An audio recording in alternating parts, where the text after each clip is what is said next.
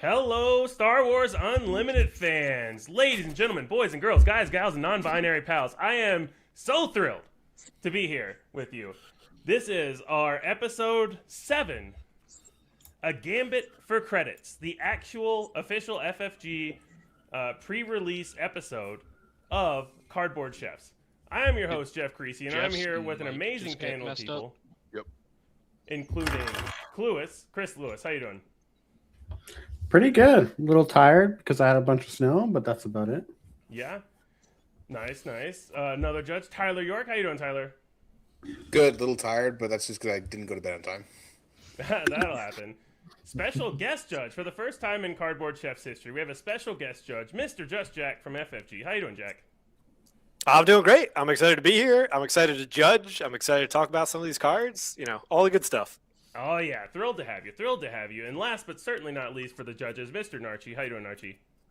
Good. Apparently, I'm the only Bothan that isn't tired, so let's get going. I don't know if you can tell from my level of excitement, but it's hard for me to be tired right now, so I'm not tired either. And then on to the actual contestants, starting with Mr. Ian Lego Pizza Klein. How you doing, Ian? What up? I'm also not tired because I took a nap because I'm a smart person. Yeah.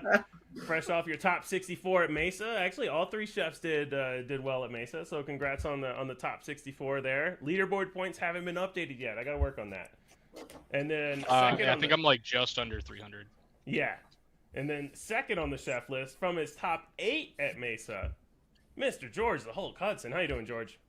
Hulk smash, let's go. Doing good. Ready to smash together some crazy cards and see what fusion and fission and what what you guys got in store for me. Oh yeah, for the viewers at home to know, the chefs have not seen the ingredients yet, so they do not know what our preview cards are. So they're just as in the dark as you are right now, and It is one of the most messed up things that you could do to a content creator. Be like, hey, you guys got these cool preview cards, but also you can't see them. It would only be made worse if you had teammates that knew the cards that were taunting you last weekend in Mesa about knowing the cards. But I'm sure that didn't happen. It was And every day at work.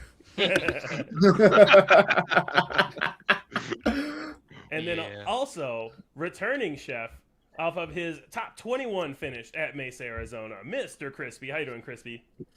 I'm doing great. Glad to be here. I've been thinking about this all week. I'm so excited.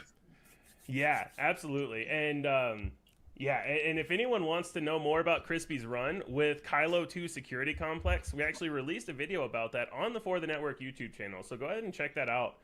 Crispy goes into a lot of detail about the deck choice, sideboarding, and all that stuff. Really cool video. Well done, Crispy. Thank you.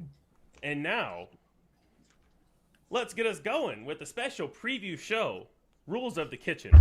The contestants are going to view our 3 exclusive preview cards. They're then going to have 35 minutes, so an extra 10 minutes here, to build a cohesive deck using these 3 cards and any base or leader they prefer. All previously spoiled law cards are legal. These decks must be post-rotation legal. Then the contestants are going sets to... 1 through 3? Yeah, correct. No sets 1 through 3. Intro to Hoth is legal. Contestants will then defend their deck to the judges. And then the judges will determine a winner. And always remember to knock on your refrigerator door because there might be a salad dressing inside. And today, the judge factors are the standard judge factors. We have deck cohesion, spiciness, use of secret ingredients, and also, most importantly, vibes. It's also valid if you hold a personal grudge against any chef to just not vote for them. Totally valid. Up to the judge's discretion. Whoa, that totally wouldn't happen here. We're all friends, guys.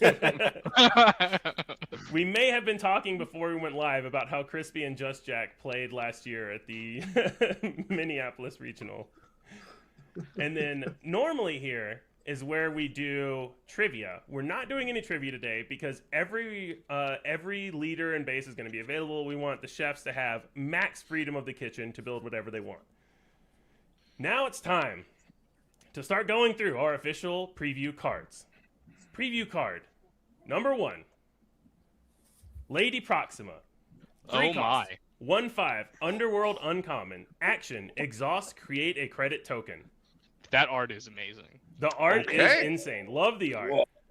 Honestly, it reminds me of a xenomorph, like just the like mouth part that like comes out, She's a lady. or Come like on, a you can't baby call her that. xenomorph Yeah. coming out of like the chest when it's like a little baby with little baby arms.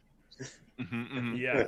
So more credit tokens, repeatable. So nice little big booty there on the Lady Proxima. So that's some interesting spice there. This is giving me what Dr. Pershing vibes, right? Where it's just like Yeah. this Mhm. big butt that just like keeps activating and you're really mad at it. Yeah, exactly. Yeah. On to preview card number 2. The Master Codebreaker. 2 Oh, costs, man. unique, rare, high stakes. 1/4. The first Gambit card you play each round costs 1 less. And when played, search the top 8 cards of your deck for a Gambit card, reveal it, and draw it. All right, George is Damn. gonna love this card. Okay. We have officially George's spoiler card. I am your father. I A am lot your of cool father. things you can do with this. I'm really excited that we're bringing in card types that haven't been featured before. So now you have to go back and figure out what was a Gambit, which ones aren't, and now it's a cool thing that you look for in the future. A similar thing happened with Steela and Tactics. I love this kind of design for a card. So I'm super. Well, excited it's to awesome see that what you this guys guy's do a with this turn one. 1 play, right? So you can Yeah, like exactly. immediately get Yep. pay off the following Mhm. turn. But where are the 1-cost Gambits, you might ask? Our third card is Improvise. 1-cost Gambit. Look at the top card of your deck. You may play it. It costs 1 less. If you don't, you may discard it. So a nice Gambit, a nice common, really versatile, flexible. Obvious comparisons are to things like You're My Only Hope, but it's not in heroic colors, and it's a Gambit, so like we just said, can go with the Codebreaker. So really interesting set of cards we've got going here. And then We're all cunning today, baby. yeah, all the cards are cunning, so everyone gets to choose. They could be mono cunning. You can pick your own colors. You could be DJ triple cunning if you want to. Up to you guys. We have no restrictions on the leader and the or the base. And now, chefs, you have 35 minutes. Begin deck building now. Oh boy. And then, so the chefs are going to dig into the start of their decks. I'm going to mute and deafen them so they will not be able to hear us talking about what they're doing. And then, so let's see. Cluis, talk us through here your first thoughts on these cards and where you might want to go with some of them. Ah, man, if this were like set, still using the set 1, 2, 3, these would be great in like CAD or Han 1. But going into this new time, I really like being able to play Faith for 1 with Codebreaker. So now you can like play a Codebreaker and then you can Faith the following turn, get something for 2, and that's kind of where I would start to kind of lean into. You can also be kind of cute and get confidence for victory out a little bit earlier. Yeah. Yeah, that's one as well that I like. And one thing that we do have here, if I go back to this screen, is this is a list of all the gambits that, including the 3 on the left that are from a Lawless time, that are going to be legal post rotation. So Tyler, any of these really jump out at you as potential good fits for Codebreaker decks? So that's a rock with Vader is kind of, we have Migs at home, right? Because you draw a card and then you discard it, so it's kind of like you're cycling a card and you deal 2 to something. Although you can technically do like 1/1 if they try to go double 1-drop into you and they play 2 3/1s, you just kill both of them. Seems really cool. But yeah, that's my first thought is like doing that with Vader, and it's just Migs at home, which we know how these chefs love Migs. Yeah, it's also interesting with improvise. You can choose to discard. That's a rock if it's on top of your deck, so you could play it for 0 or discard it, either one. So it's really cool with that, I think. And there's also some of the newly spoiled cards that care if you've discarded a card this turn. So you could play improvise to just always discard the top of your deck and turn on the new units that say, oh, if you've discarded a card, they get a benefit. So there could be some improvised synergy there. Narchi, we'll go to you next. What jumps out at you about any of these cards with Proxima, Codebreaker, or Improvise?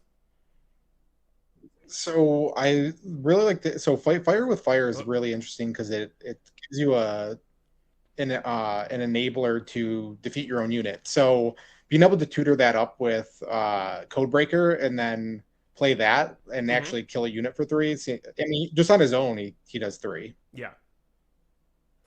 By sacrificing hit, like it's so basically you have it with fire with fire. You have a 2-cost deal 3 to a unit on the ground as a floor with upside. So I really like the idea of that. Nice. And then Jack, one thing that I wanted to bring up to you and get your thoughts on. One thing that I really like, especially with cards like Improvise, events have kind of a standard template where they deal damage to a unit, they do removal, they bounce cards. I really like events like this, and it's the same thing with things like Faith in Your Friends, where they do something different than that or something that a little more unique. What are your thoughts on events that kind of go outside of the norm of what a lot of the other events do? Yeah, I mean, I think it's really, and obviously, preface this, I'm not a designer developer on the team, but I get to talk with them and listen all the time, about where they're at.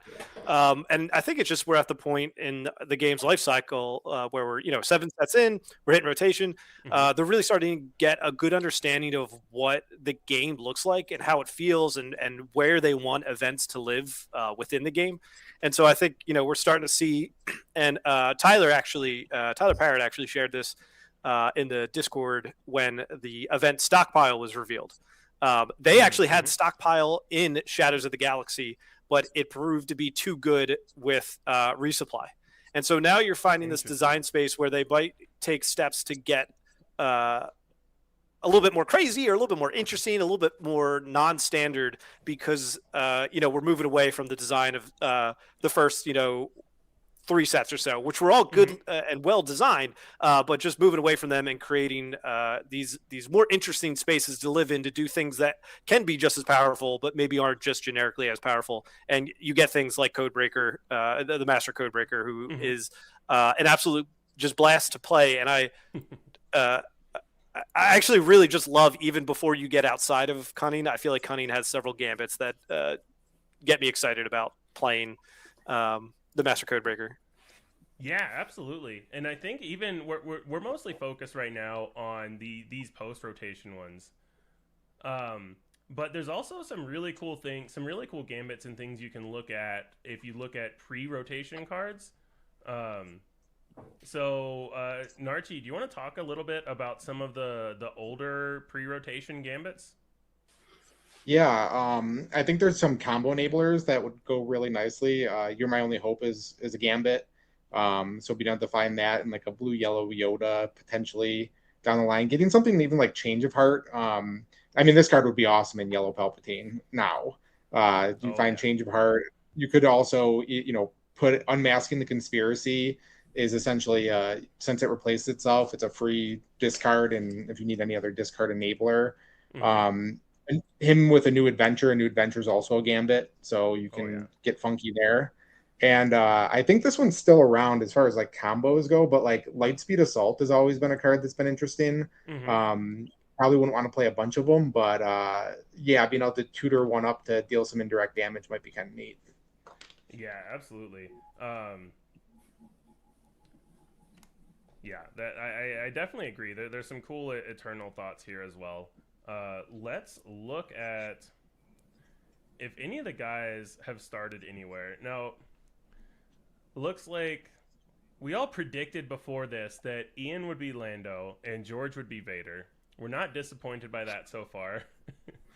Cluis, what are your thoughts on maybe a potential color pairing? We see yellow red and yellow blue. Where would your head go first if you had to try to build a deck with these cards?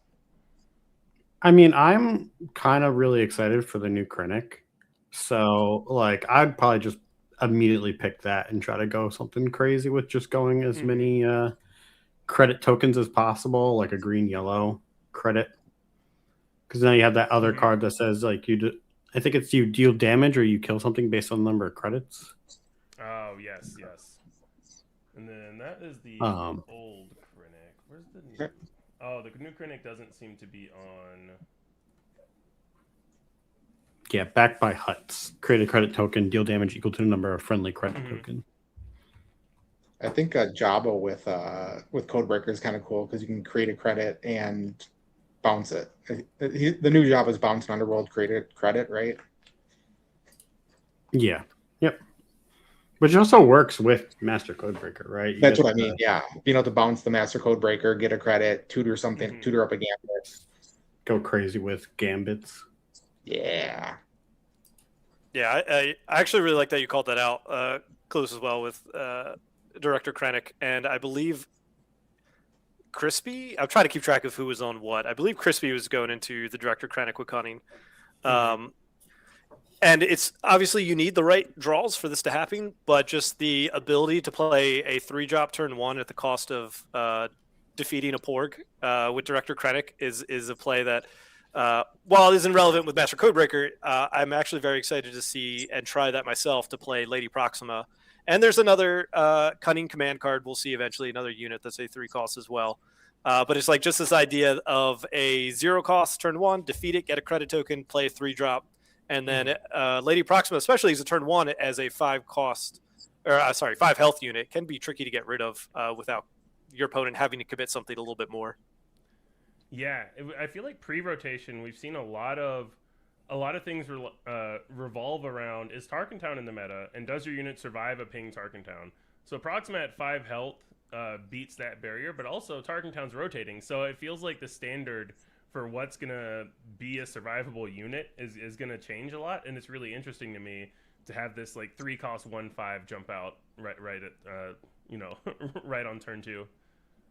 So is Blaster, so your 1/5s are much less true of a liability. Yeah, Proxima I'm very excited about, like especially in a world without resupply, right?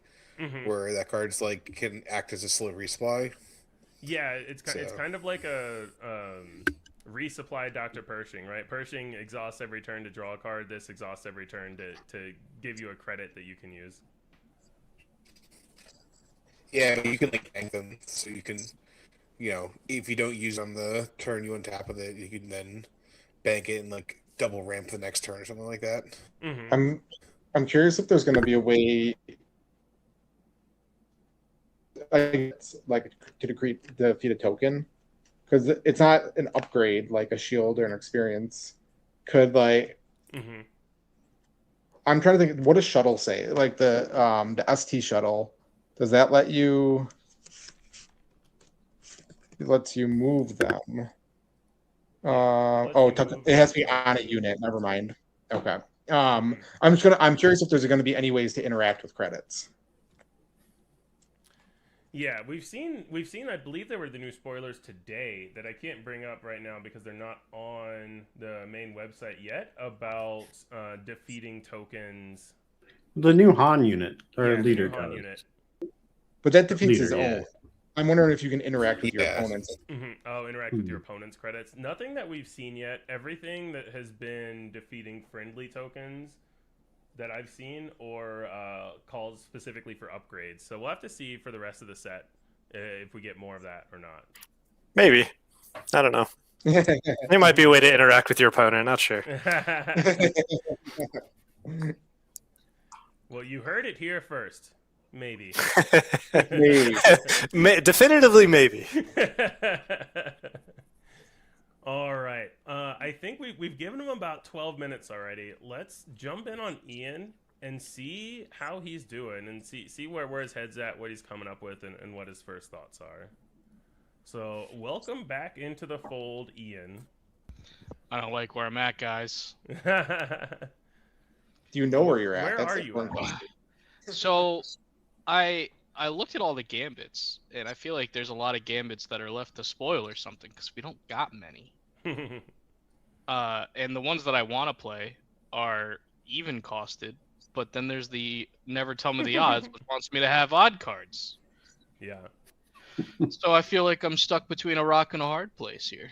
And I might switch what I'm doing so that I can have more synergy. Well, Just you get add a to rock. play That's a Rock for sure. So. What? So you're There's just your rock. stuck between the hard place because you already have the rock. Oh, I see. I see what you guys did. Yeah. Thank you. I'm very funny. Well, on the bright side, you still have 22 minutes left because you got a lot. We gave you a lot of extra time at this point. So yeah, what made you? Let's start now. Just in general, what do you think of these cards that we've got here with the Codebreaker, Proxima, and Improvise?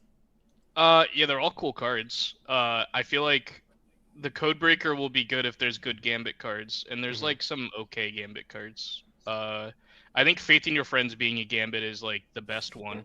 The problem is that like you're gonna whiff a lot because he searches.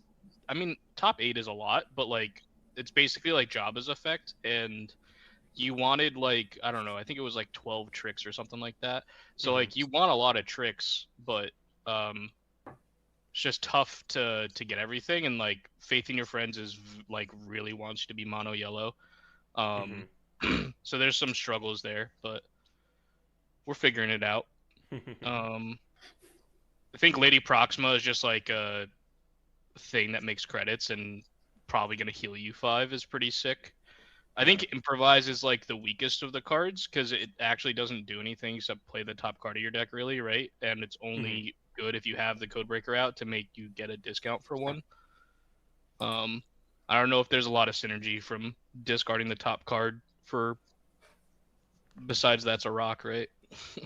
Well, the one, I believe it was spoiled today. The Han unit that if you've discarded a card gets a buff.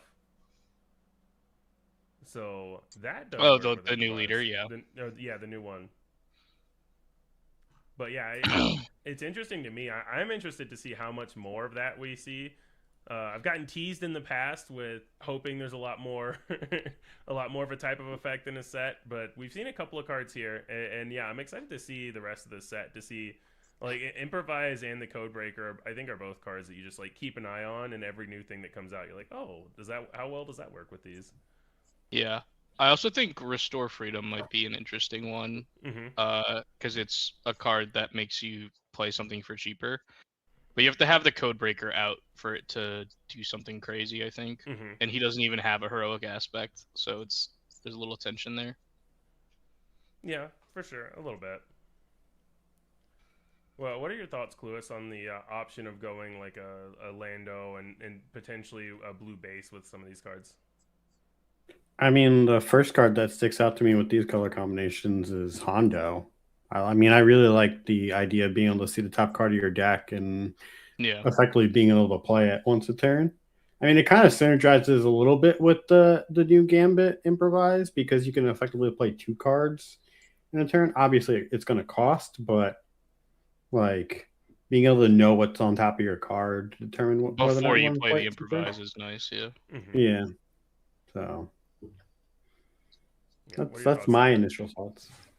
I was gonna say that card because what it also does is it lets you clear it with all of your search effects, so all of your Faith and Friends, your Stila, your Qui-Gon Jinn also lets you put a card on top for both Hondo and Improvise.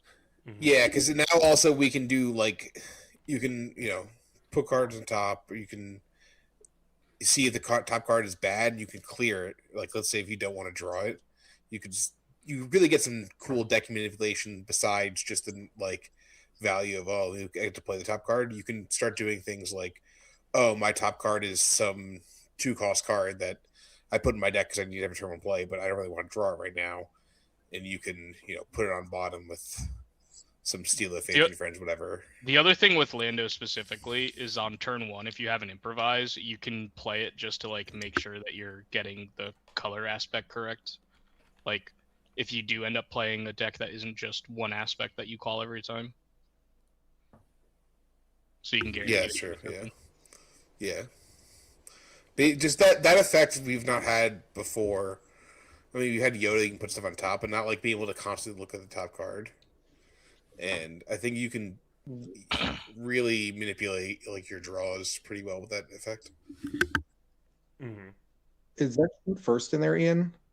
Yeah, the shoot first is a proxy for improvise. Okay, that's right. Yeah, that makes sense. Lady Proxima is a proxy for Proxima, Yeah. and Steel is a proxy for Codebreaker because they. Yeah. Okay, I didn't know the Codebreaker was Yeah. Steel. That makes more sense. Yeah, That that makes sense. I Yeah. was getting I tactics. was confused there for just a second too. And I didn't realize as I was talking. I was like, oh yeah, it's supposed to be Codebreaker. Yeah, for everyone watching at home, since the world is just seeing these for the first time, they are not yet in SWODB. So they're slacking. It's been almost 45 seconds, but they're not in SWODB yet. So we have to make do with the cards we can find. And then Jack, what are your thoughts on Ian's initial direction here with Lando and making some of these synergies work with Hondo? Yeah, it's close. With Master Codebreaker currently, I definitely would go the route of cunning heroism. As mentioned, faith in your friends. I think the Axe Forgets is a good one as well. And then also, as you mentioned, never tell me the odds. And he's right in pointing out the tension of like, well, when I play like an odd deck, thinking to like the Han pilot from Jump to Lightspeed, pretty much all 50 cards are odd within there, right? You might play 3 C3PO unit as a way to like draw cards and stuff like that. But this creates that tension, and I'm interested to see where he lands a little bit because we're playing a Lawless Time premiere on stream Wednesday, and Ian and George, the developer, are not too far off. The leaders are different. But the idea of trying to get the cunning stuff in there as well. And I think the triple aspect cards in this kind of make it interesting with the splash bases. If you end up using them, I know Ian is currently using the rare base, but it creates some interesting points with faith in your friends of like even being able to grab something like the Luke Skywalker legendary unit from A Lawless Time. It does have the cunning and heroism on there. It does have the aggression as well. So, that's where my mind is going with the splash base, the common base. But it creates some interesting points in that regard of like what bases you're using can really factor into like how you're able to craft the aspects within your deck as well. Yeah, definitely. Makes sense. To that, I like it. Unrelated, I'm excited for the dual aspect to make our friend Mickey and I big Padme fans, and the tension of closing for Karis and for Faith in Your Friends has been difficult, but with the multicolor cards, it should be much easier. Yeah, just put the red yellow hero cards in there. You're good to go. All right, Ian, you got 15 minutes left, 14 and a half now. We're going to let you get back to it, and we're going to check in on your competition. So good luck with the rest of your build, sir. Thank you. And yeah, Jack, if you guys get some inspiration for your premiere stream tomorrow, feel free to take any of these decks that we create here. Let's. Is it? I don't know. I'm either going to play the Jyn Erso leader with a command base and go the kind of Rebel Swarm package, or Director Krennic with cunning, and kind of go similar to what we're seeing built a little bit. Master Codebreaker has some tension. In what I want to do, because I don't end up wanting to run too many gambits with it. But like I said, Lady Proxima in the Director Krennic deck is pretty nice. Yeah, definitely. All right. Now, although it looks like Crispy swapped off and went to Jabba the Hutt Jabba. instead of Director Krennic. I think George has been on Vader the whole time. He literally he started this show with Vader in his SWODB, and had his deck name something like "I'm going to play Vader." Yeah, he had it there before Ian joined the call. Yeah. So let's check in with him. Let's see how George is coming along. How you doing over there, George? Whoop. Let me see if I unmuted George correctly, because I can't hear him. Hello? There we are. Now I hear you, George. All right. I did that on my side, but yeah.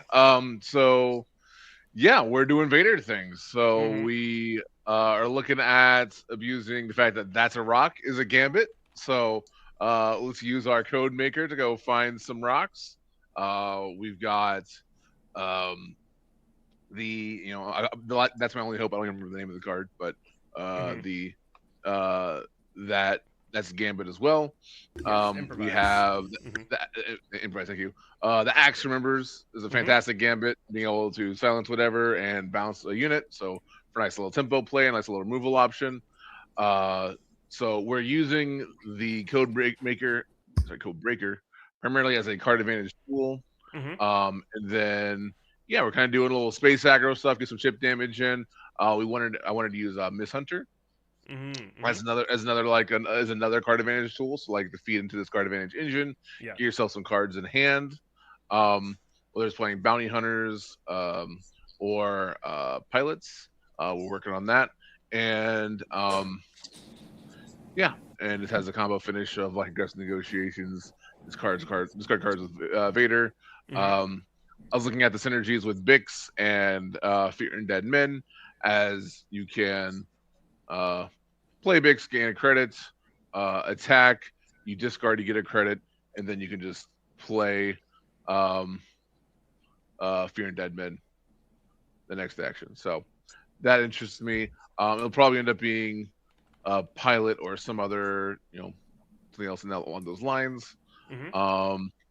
But yeah, that's where I'm at the moment. Notice integrations does notice integrations things. That's like a hard removal in this color. Now we have with the ping from Vader, or even using the ping from Vader plus Tie Dagger Vanguard, right? So if you have a rock, you can discard the rock, deal 2 damage, play Tie Dagger Vanguard, kill a 2/4 or whatever. So yeah, I like it. what we're I looking like it. Clueless, what are your thoughts? I'm kind of sad with this new Vader because there's no Palps return, so you can't Yeah. do any. Can't Yeah, do I any was looking at shenanigans. the discard stuff, and like Flight of the Inquisitors like caught my eye as like you can discard those upgrades, discard those force units Yeah, easier and with bring them Vader, back. and then it's like a cheap way to get card advantage. Yeah, so I really like that direction. I do think it's a very different deck. Mhm. And I also am very underwhelmed by the 5 costs I have in this color. So like Lady Proxima was I need to find some better 5 costs, but I mean, anyway, maybe Yeah, we'll. no, I mean, I like the overall, like just being kind of aggressive using Vader to ping off threats. Yeah, I think overall, it's kind of like I kind of wish that you had like a big ship because he was known for taking down some big ships, but I am excited to see Vader Pilot. That's always a card that I've really liked, and it just hasn't lined up super well in previous metas. So I'm excited that for Vader Pilot, and it sounds really solid in this deck where you're already pinging things a bunch, and you have the notice integrations already and everything. So I like that a lot. What are your thoughts on what George has got here, Tyler? I don't think we updated the slide, but part of the judging criteria for this is also which proxies you use for your cards. I think matters a lot for me personally. So Yeah. I'm very interested to see the different chefs using the different proxies, figuring out what cards for what. So that's one note. And I was another quick specifically note. asked. Oh god. I was specifically asked before we started. Oh, do we have specific proxies to use because since the cards aren't in SWODB? And I said, no, dealer's choice. you pick whatever you want to use. I will be judging you all for it, but that's okay. Yeah. And also, do you have any response to the allegations from chat roasting you for using late mode? Oh, not the first time I've heard this, and I will keep using it. All right, no further questions. I gotta be focused, late mode. Come on. Jack, what are your thoughts on the red, yellow, and the Vader and using the cards this way? Yeah, I'm really loving where George's head is that for that. I think Vader's actually really spicy leader. Like I don't think he's like a like S tier leader, but I think he's better than some people originally had given him credit for. I think there's some surprising plays. I mean, like obviously we already talked about aggressive negotiations. You could even go like the Sintakaz route as well to just flip and hit immediately in that regard.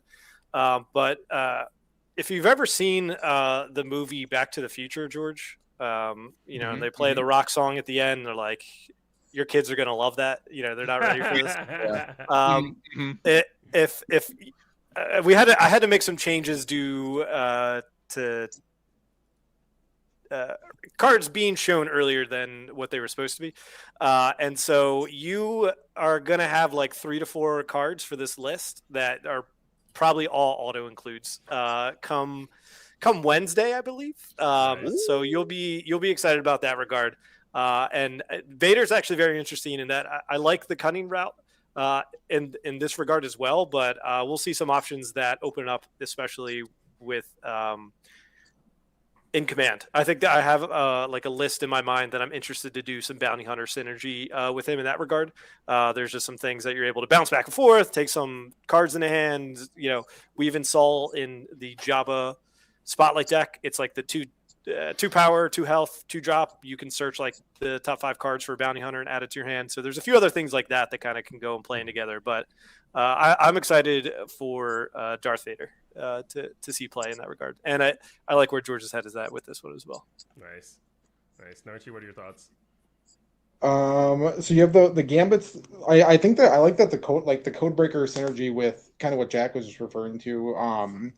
Putting a card in your hand, getting a body, and then still being able to discard to keep your hand at the same level. I think that makes a lot of sense. Then obviously the pairing with no disintegrations, it's rock, aggressive negotiations. No, it looks solid. I was waiting for Tyler to tell you this is because I could see you trying to play You're My Only Hope in this legitimately. It's a gambit. It does that. I'm like, we're post rotation, George, and I thought Tyler was going to call him out, but thank God because I forgot about the proxies.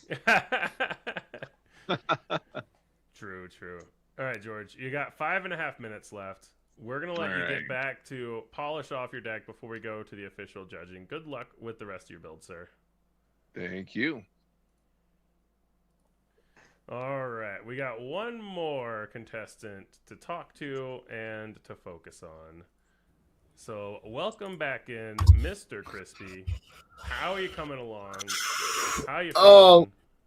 Oh man, I've been on a soul-searching journey to get to where I am. Change your leader a few times. Yep. Wow. I mean, this is like really a really fun set of cards because they're all because they're all in cunning. Yeah. You can take this kind of like wherever you want. And I really hope that no one is on the direction that I've been on, which is looking at the green, yellow underworld packages and trying to find what works best with those. Mm-hmm.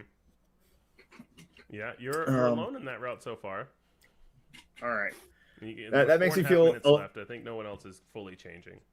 We have how many minutes left? 4 minutes and 18 seconds. Jeez, I need to get to the sideboard.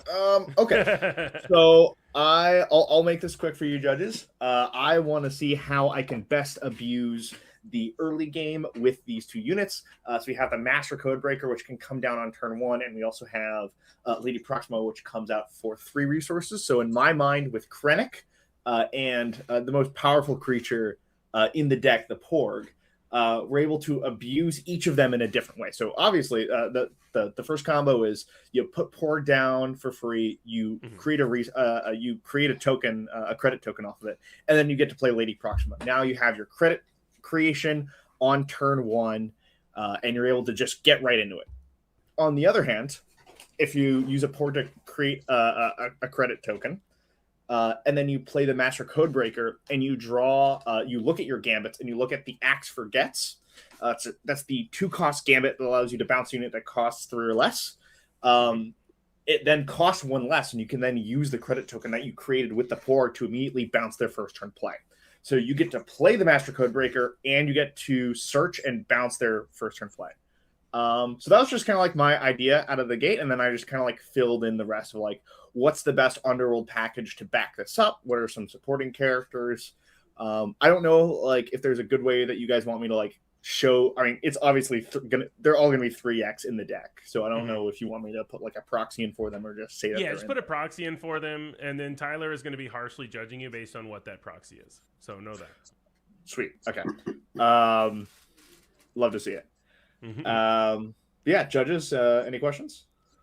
Crispy, I know we were beefing to start, but as I was telling them, on Wednesday we're doing a Lawless time premiere, and Director Krennic with a cunning base is, I think, where I'm at for the stream as well, and literally same vibes of play a Porg and then play. I'm going for Lady Proxima turn 1. That would be my deal, but I understand, I would need those 2 cards in my starting hand. But this is the world that I want to be at for Wednesday, I think. So I like where your head's at with this stuff. Sweet. Nice, love it. What do you think, Lewis? I mean, my first thought is that I need to have a shirt that says Porg Rights, because we're going into this Lawless time and a bunch of Porgs are going to die. Yeah. But this was the exact thought process I kind of had, which originally was like Krennic and using these yellow cards, generating a lot of value. And yeah, the way we've seen Porgs in the past in competitive play is that they get used after confidence and victory for a win. This is kind of the opposite, where they instead get sacrificed on turn 1 to have fun things happen. Yep. Tyler, what do you think? I actually like this deck. I like Krennic a lot. I think he's very interesting. A lot of things for builds in my head. The 2 legacy runs bother me. It's like the best thing to do with Krennic. But yeah, I am very interested I can't wait to test this stuff out, test out the Porgs. Because I actually think that, obviously the Porg on turn 1 is, the cool thing you get to do. You get to do, the Han 1 thing. But I kind of think it's just good on whatever turn. It's a free on credit turn, 7, right? You're just I get to, double resource. Because a lot of times you want to be resourcing every turn with these kind of decks. So... Yeah, I'm very excited to see how these Krennic decks play out. Yeah, Narchi, what do you think? And we got to give Crispy a little bit of time. Yeah, 2 things real quick. With Krennic, Porg is essentially, if you played Magic, Lotus Petal, which is a very good card. So I think I think Porg is certainly going to see play in Krennic decks. To Tyler's point, it doesn't matter where on the curve it is. And then second thing, Crispy, love the direction, love all of that. I don't know how many Underworld, but it looks like a lot. Are you running the 2-drop that searches the top 3 for an Underworld and puts it in your hand? No, I'm trying to get some good units on board, because I've got the Imperial Dark Trooper. There's another 2-cost 1/3 that gives an experience to an Underworld unit. I don't think the deck necessarily revolves entirely around Underworld, and that's kind of where I was looking at Jabba and trying to see whether the Underworld mechanic was that strong. I think the little bit of things where it's just Bib Fortuna is there. You got Katana, just a little bit of synergies here and there, but I don't have to be locked to it necessarily. No, with the 2-drop in Krennic's ability, so it is it's a 2/2, so not very board, but basically it's 2 costs, create a token, draw a card. That seems pretty powerful. It may not be you may just need to prioritize having the board, but nice little card advantage engine. Well, I mean, I've found them from the Battle of Hoth to draw. I don't know what that card does. I'm gonna look it up now. That is time in the round. So, Crispy, since we were yapping your ear off for many minutes there, we'll still let you go and put your proxies in Thank you. While we're talking to Ian and George about their decks. Yeah, Narchi's 20 seconds became 2 minutes. Yeah, well, it was bound. It's hard to get the timings right for that when we've all got so much to talk about with these new cards. So, all right. Overall, how do you guys think you did, Ian? You think you did good? I mean, it's sufficient. I think that I want to see more gambits. I felt very pigeonholed with the gambits that we currently have. I expect there to be more in this set, though, so I'm excited to see where we're at. Yeah, and we've got more sets before the Codebreaker rotates too. We've got a while before this rotates as well, so it's kind of like every set we can. My initial like thought was like, oh, maybe I try a Barris Offie Virgins Temple deck and be able to like double use the discount of like her making improvise cost 1 less. And then also when Codebreaker's out, it costs 1 less, so that you can like play with the top card of your deck. But then I looked at the gambits that you had access to, and there's 3 gambits that are yellow, villain, and blue. Yeah. And they're all just yellow neutral. So I was like, all right, I'm not gonna do that. Yeah, I feel like we got spoiled with when Stila got released because every blue removal spell from the early sets was a tactic. So we just had this suite of cards, but also she was a 4 cost. You had to hurt her base, and so yeah, I'm really excited, especially with more gambits for this turn 1 play option that can probably do some pretty nice. Searching 8 cards is a lot. Like that's a lot of your deck, so you'll be likely to find a gambit. You don't need to play like a crazy amount, but there still needs. I don't want to play bad cards in my deck, right? Like, yeah, true. Speaking of bad cards, Ian, walk us through your deck here. All right, so I chose Lando with the Alliance Outpost, which you can defeat a friendly token to make an XP, shield, or credit token. We will be most likely making a credit token. Though who knows what happens when the games actually start going. But the idea is that you can play the 1 cost Anakin Skywalker that has a shield, defeat it, make a credit token, and then activate Lando and make a credit token, and then you can play a 5-drop on turn 2. Now, you might not always want to do that and play a 5-drop on turn 2. You might want to like keep the credit train rolling, play a 4-drop, and then the following turn you can play a 6-drop. But you know, like there's a lot of possibilities there, just like making massive amounts of credits and playing like really good cards early. Like on the 3-drop turn, maybe you just want to play your Lady Proxima to then start that train rolling, and like you just keep generating credits, and get a really early the Mandalorian or Bo-Katan. I think that the Improvise and the Caretaker, which I'm using Steela as a proxy for Caretaker and Shoot First as a proxy for Improvise. Those, I think, like, if they weren't secret ingredients, I might not put them in this deck, but I tried my best to make this work with those cards. I wish there was a couple more really good gambits that I wanted to play. Like, the Axe Forgets is okay. I'm fine with playing that. Faith in Your Friends, I think, is the best one, which is, like, totally fine. I want to be kind of mono yellow with Lando to, like, turn on his ability. I'm just going to name yellow. The problem is there's, like, not a lot. Like, I want to play all these, like, yellow-blue cards, like Hondo and Finn, but they don't have a heroic aspect for Faith in Your Friends, which you only need 2. Like, yellow's more important than hero. But I do wonder if the math on the hero units in this deck is a little too low. I wasn't really able to do the math on the fly for that. But I'm, like, kind of just hoping it works out. I think Back by the Huts is, like, such an awesome removal spell for this type of deck, where you have, like, Lady Proxima that's generating credits, your leader's generating credits. Like, when you deploy Lando, you make 3 more credits. So, like, you know, this card is just going to hit for it's going to be a better open fire like 80% of the time, I think. Bix also making credits, unmarked credits making credits. Like, there's just so many really good things there. Another thing is I decided to play That's a Rock, which is out of aspect, and I am never playing it from hand. I mostly just want to discard it, either through Bix, because she lets you discard from your hands, or from the top of my deck using Improvise, which you can set up with Qui-Gon Jinn. So that's, like, kind of like a neat little thing.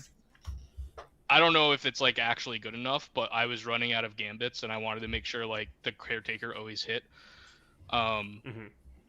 So I think Qui-Gon Jinn and Hondo letting Improvise be really consistent is nice. So Hondo lets you look at the top card of your deck at all time, and it lets you play a card from the top of your deck, which is basically what Improvise does.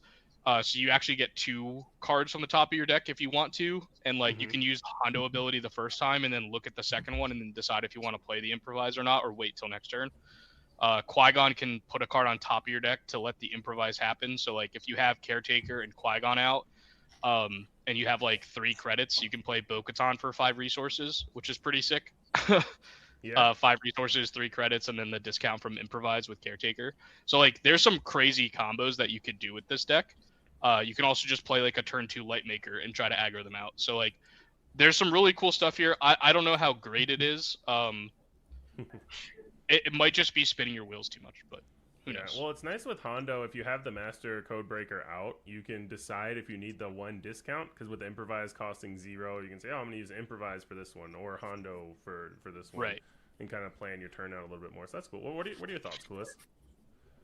No, I really like the direction. We haven't had like a great, like, yellow blue hero deck, and I do like that Hondo can kind of fit in that role or in the villain role. But I like this direction because Bo-Katan is very good payoff for late game, and I like that new Mando from last set. Yeah, I think overall it looks pretty solid.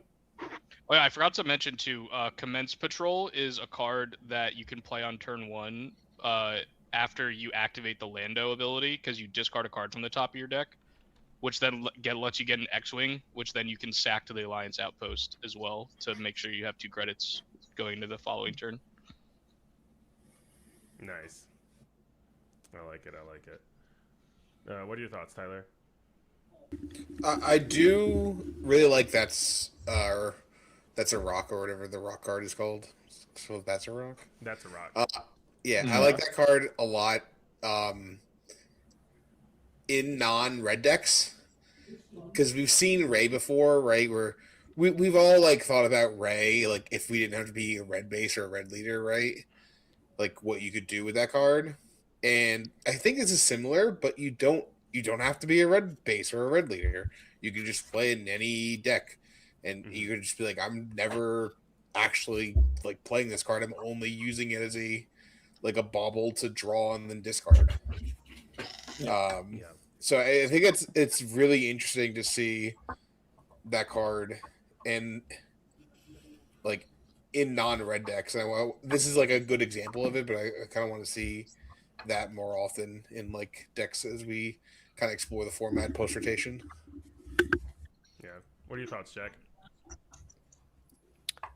Yeah, and I think my biggest concern is one that Ann pointed out himself, is like I think once you get to like Hondo, Lightmaker, Finn, the Mandalorian, Bo-Katan, like you're feeling good. All those are great top end. All those are great cards. Are going to impact. You have really good some early game tempo with even just getting Kanan Jarrus, especially if you're able to get a credit token and play him on the second turn. I like that pretty much the entire deck is cunning for Lando's ability. It would just be the 4 cards with Bo-Katan and That's a rock. That's a rock. So yeah, I'm liking this. The question, is just can this survive some of the any early game pressure, especially being at 26 HP as compared to, I mean, even if you go splash base, it's only 27, but yeah. I'm hoping that the Hutt's got my back.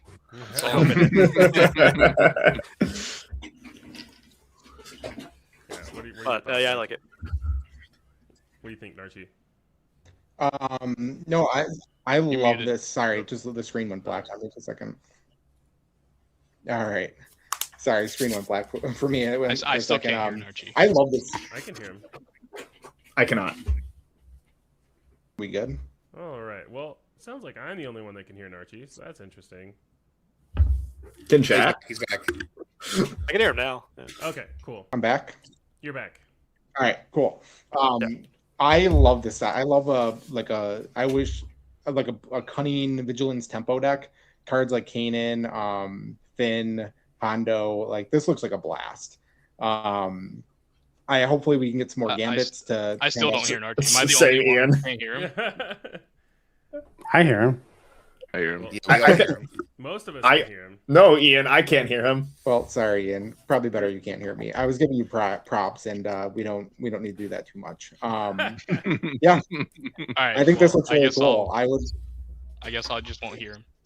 Yeah, I don't know what we can do about that. It's something's going wonky here, but He was giving you Someone props. just- So,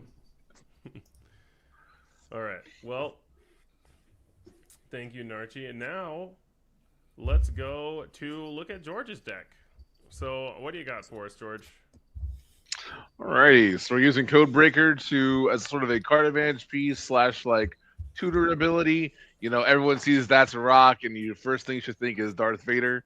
So as a Darth Vader fan who forced it in set 1, 2, 3, 4, so that's where I started naturally. But yeah, Codebreaker helps you find that to discard, get 2 damage. That has synergy with a lot of different ping effects, such as the Darth Vader pilot, and things like Tie Dagger Vanguard, being able to deal 4 damage off of that little combo. Obviously, you had just like some good removal options with Fight with Fire, which is 3 damage or 4 damage with the Vader ping. And then you have things like the Axe Forgets for 1 resource. That's crazy tempo for a sort of aggro space strategy that we're setting up with really high value cards like the new Volt Scarus Defender as a 3/3 shielded, and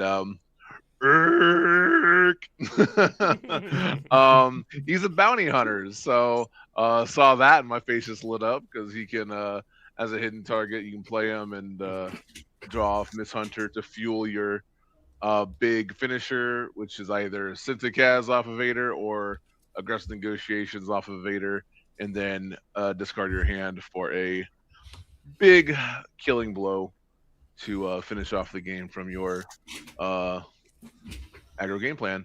Of course, we have our control options like Fear and Dead Men to like answer the ground arena while you're in space, and Notice Integrations deal with any of those Voltroned up units. Yeah, that's the premise. Nice. Clueless, what are your thoughts? I like the overall concept of it. It's just like a tempo space deck, and you can ping the ground or your opposing space threats with Vader, and that's a rock. And yeah, I think overall I like the tempo aspect of it. Nice. Tyler, what are your thoughts? I do like the concept of this deck. One card that it's hard to fit all these things. One card I'm very interested to see in a deck like this though is Top of the Summit. Not even as a block card, but just kind of to play. With like that's a rock, you get to ping 2 things. You know, Vader, you get to ping stuff. So you're pretty good at like kind of throwing around these pings, and you can just like on 5R just topple from hand, and it can kill like a couple, like 4 things, like you said for the game plan. Like you have the Tie Dagger as well. You're really good at just like getting damaged things and like kind of pinging off things one by one. And that card, I've been thinking about this in Vader a lot, just like as a actual just kill all your opponent stuff card. But I do like the core concept. I think Cinta is like extremely good with this Vader, obviously.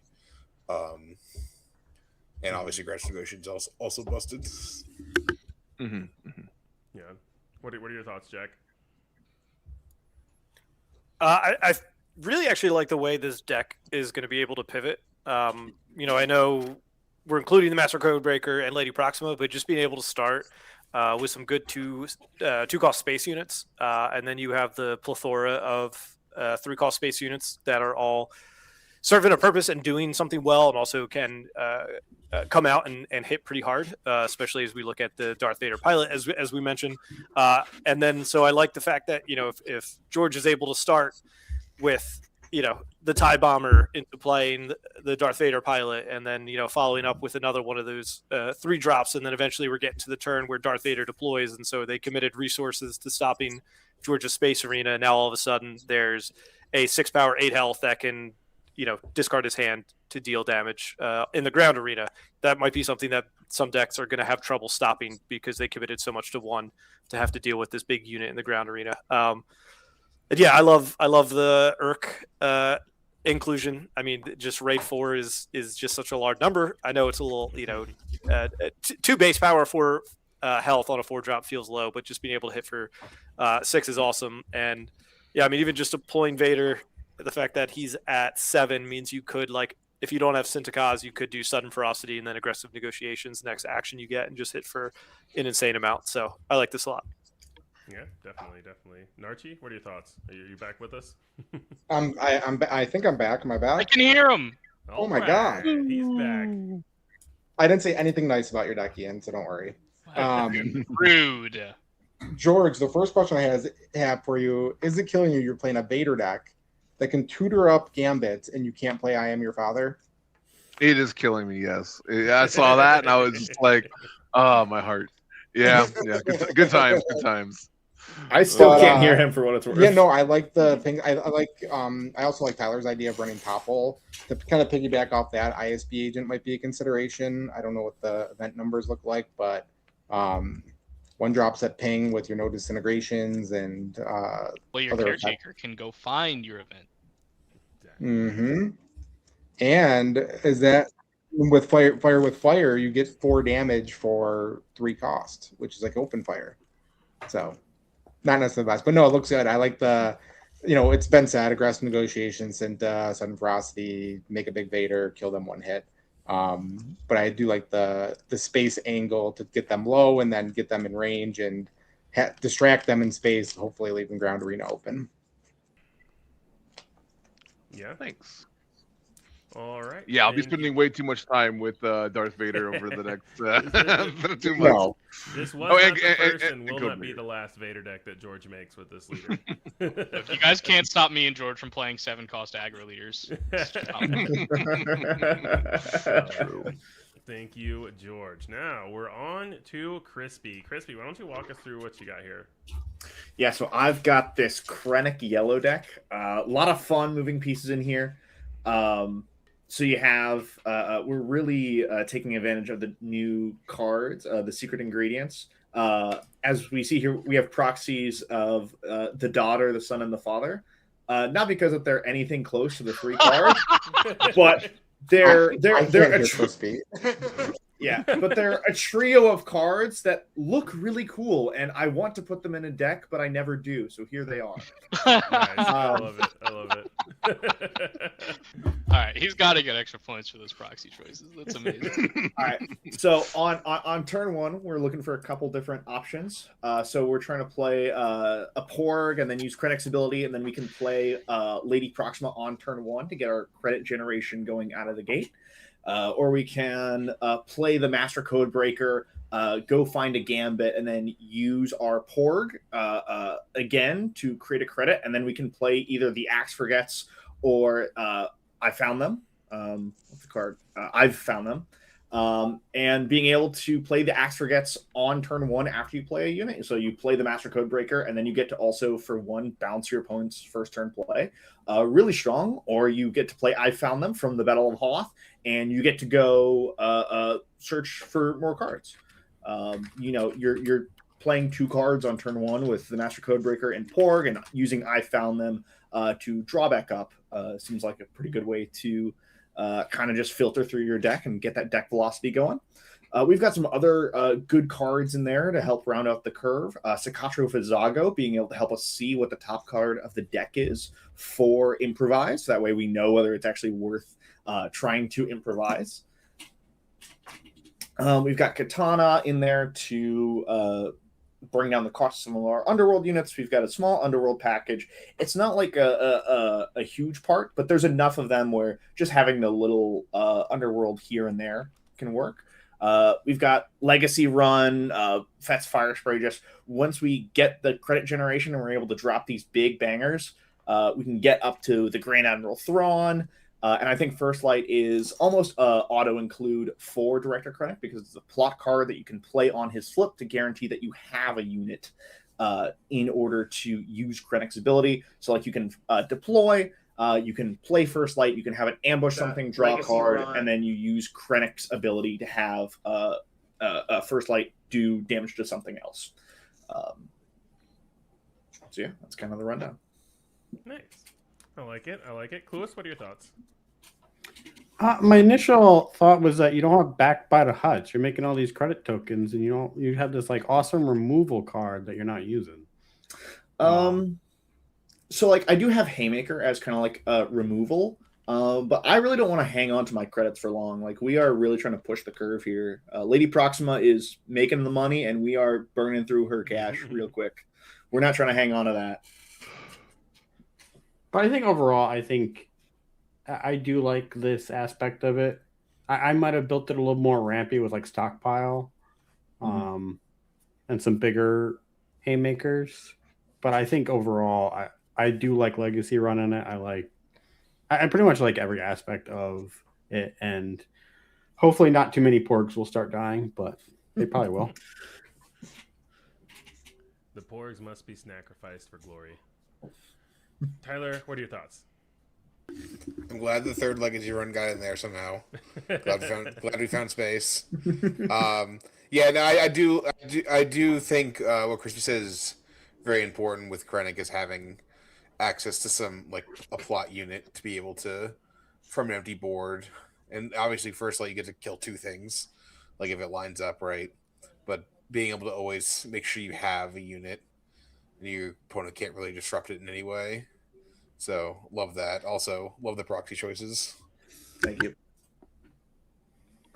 Jack, what are your thoughts? Yeah, I like where Crispy's at with this. I think one thing that I would probably change is lean a little bit more into some of the cards that we saw do well with Emperor Palpatine from Spark Rebellion with the cutting base that we've seen do well in like the current meta. Those are some like stall cards like the Loth Cat and Mouse, just being able to get the double triggers on the when played and then the when defeated and then getting the credit token off that. And then the Contracted Hunter as well.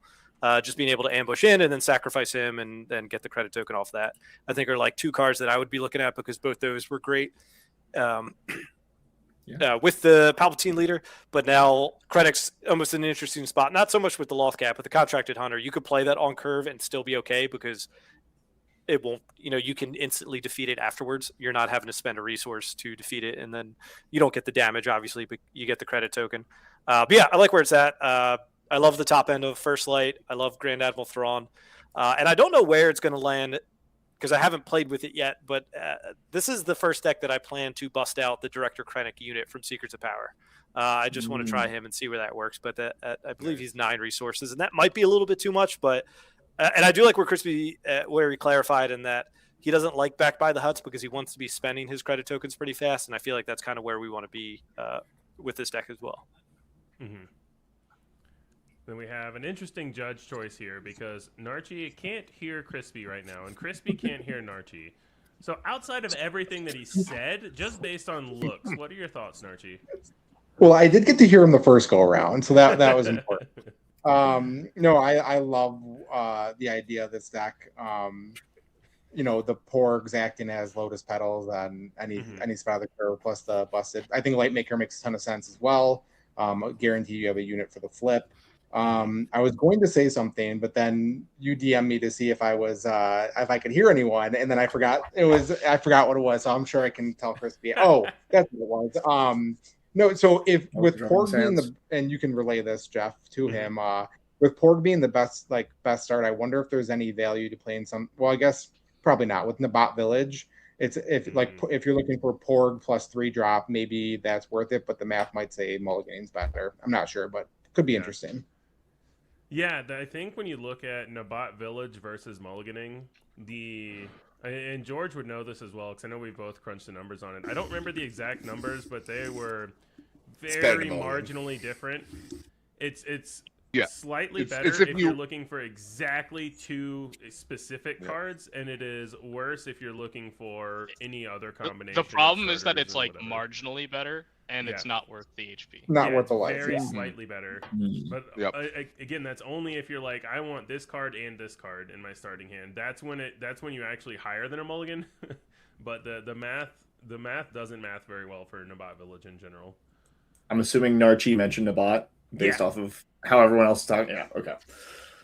Yeah, he said to relay the message, so I was trying to do it without just saying exactly what he said again. Also, I just want to point this out. This has nothing to do with the current conversation, but when Crispy talked about his gambit that he found in Intro Battle of the Hoth, I realized that when I was searching gambits, I was not searching with Battle of the Hoth included, and I missed watch this, which is the 6-cost waylay Yes, plus the 6-cost waylay plus outmaneuver. Yeah. exhaust Yep. everything. Mhm. I would have put that in the deck. Yeah. Just saying. I had Sure. that. I had that as a one of in After here you see for a what he while, has, and then I just yeah, I got dropped it. it because I didn't feel like having too many one ofs. Mm-hmm. Yeah, and for the viewers at home, I've been taunting Ian, George, and Crispy, and the best one that I gave when we knew this was going to be post rotation, I went into a chat they were in, and I just said, "Hey guys, is Intro to Hoth legal post rotation because it's relevant for cardboard chefs?" And they said, "What do you mean?" We warned you, and you still didn't get Yeah, it. well, I didn't. So they don't have like a post rotation legal only search. So you have to manually select the sets.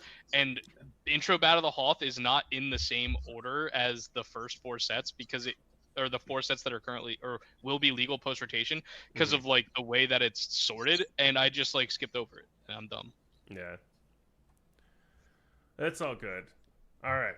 Contestants, chefs, thank you for sharing your recipes with us. So now what we're going to do is we're going to have the judges DM me who they're going to vote for, and then we will reveal those votes in a certain select order to increase drama.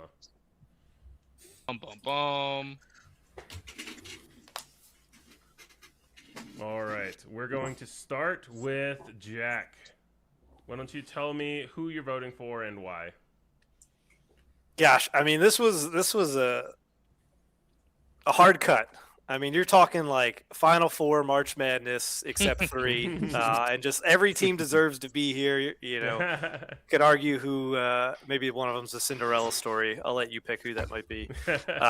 But I really liked where everybody went, and these were kind of the 3 ideas at the top of my mind as well. Like Ian going the heroism route with Faith in Your Friends, Crispy going the Porg, and then just having that cunning package with Krennic, and George just going Vader to get some of those big value plays and keep cards in your hand as well. So I really do like where everything went. But simply because I'm probably going to play this as well, I think I'm going to have to go with Crispy, but George in the end are just right there as well. So Crispy will get my vote for the best one.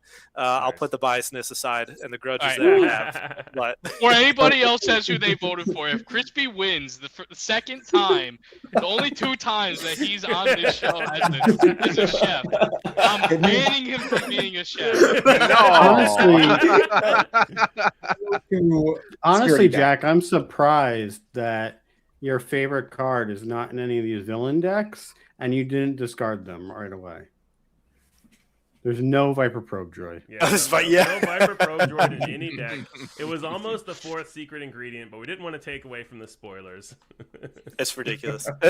One of the first streams we did, somebody was like, we didn't, I stopped the bid on the streams because like at some point this will probably just be annoying for people, but the rare base for aggression has like a little Viper Probe Droid on it, and somebody was like, you didn't show Viper Probe Droid, is it okay? Is it all right? I was like, it's right in there.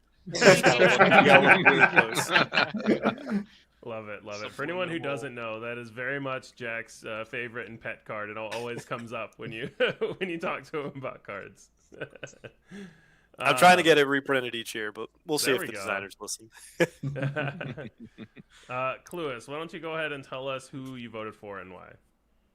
I voted for Ian. I do like the angle which it's going. I do kind of like.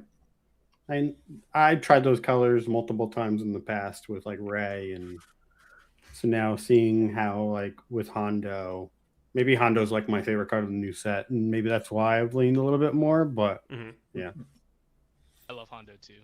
We can be Hondo bros. Narchi, why don't you tell us who you voted for, and then we'll tell Crispy who you voted for.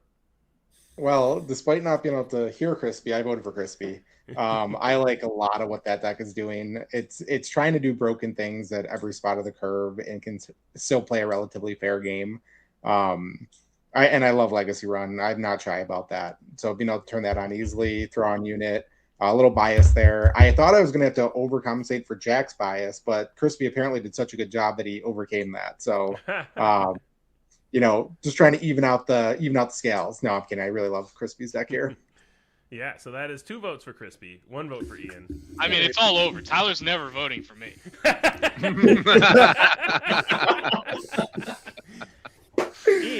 may know his friend and roommate's tendencies about votes. Tyler, why don't you tell us who you voted for and why? I voted to kill the animals, and I went with Crispy. God damn Sorry, it, Crispy, you're never coming on again, I guess. I wanted to say that was kind of foreshadowing when Ian said, Yeah, started well, writing on the wall. look, I said early on, best proxies win, so I mean, I can't not. he I did didn't say even that was say a that. big voting point. Yeah, it for was. sure. So now, Crispy, congratulations. I think at this point you're officially a master chef. You've won 2 out of the 2 episodes that you've been on, so killing it. Woo. I'm getting. You You replaced. win one I already more, and we know. have to replace one of the other chefs. Yeah, no, Yeah. it's gonna. No, it's great because now when he's a judge, you can be like, "Well, I would do this, and maybe you should listen to me because I've won the show more than you have." Oh man, 25 minutes is hard. Yeah. Yeah. 35. Yay. 35 Yeah, minutes, still hard. No, very 25 especially, hard. like, I don't know if this is the first time you've built, like, post-rotation, but the first time Oh, I did yeah. that, I was, like, looking for I was like, resupply, power of the dark side, and then it was like, wait, I just wasted, like, 5 minutes thinking about cards that I can't play. Yeah, Yep, that was yep. the other reason I gave the extra 10 minutes, because the post-rotation, there was a big wrench into it for sure. It's like, how silly do I want to be with credits? You know, do I want a 9 resource flip turn? Anyway, Mhm. congrats, Crispy. Sick deck. Thank you. Yeah, So, congrats, Crispy. What do you have to say to your adoring fans who are now thrilled with your second win? Except me. Let's get ready to kill some porgs. Like I'm looking forward to it. Porg Burgers. That's the deck name, I think. Porg Burgers. Everyone, order your hyperfoil porgs now. They're going to be sold out by the hour. Yeah, they've gone up in price. Just oh man. Well, everyone who's been watching, thank you so much for watching. And if you're still here, make sure to like, comment, and subscribe to the For the Network YouTube channel. Let us know if you like this kind of content, what else you want to see from us. Huge shout out to JustJack and FFG for giving us these preview cards and letting us have fun with them, letting us go and cook up some decks for you guys. So thank you very much to Jack for that. For the Bot the Network, I'm Jeff Creasy. We're Clueless, Tyler York, Narchi, Crispy, Lego Pizza, and George the Hulk.